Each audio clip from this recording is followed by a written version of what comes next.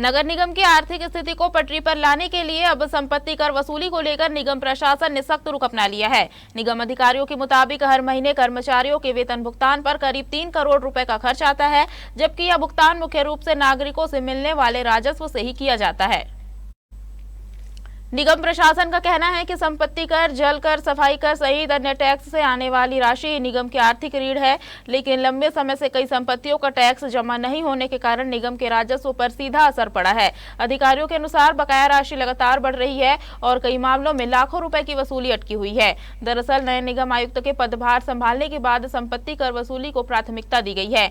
निर्देश दिए गए हैं कि जिन लोगों ने कई महीनों या वर्षों से संपत्ति कर जमा नहीं किया है, उनसे सख्ती से वसूली की जाए। जरूरत पड़ने पर नियमों के तहत कार्रवाई भी की जा सकती है। निगम प्रशासन के अनुसार रोजाना औसतन 6 से 7 लाख रुपए तक की राजस्व वसूली हो रही है, जबकि कुछ दिनों में यह आंकड़ा 10 से 12 लाख रुपए तक भी पहुंच रहा है। इसी वसूली के सहारे निगम इस महीने सफाई कर्मचारियों और राजस्व कर्मचारियों के वेतन भुगतान की व्यवस्था करने में जुटा है।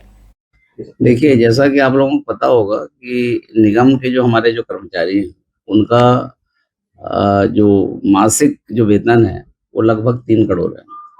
ठीक है।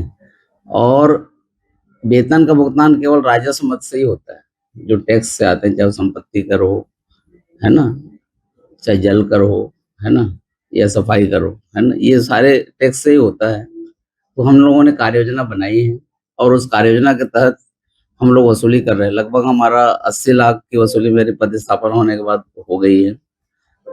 और पर डे का मतलब अगर एवरेज देखें 6 लाख 7 लाख तक का, कभी 10-12 लाख तक की भी वसूली हुई है।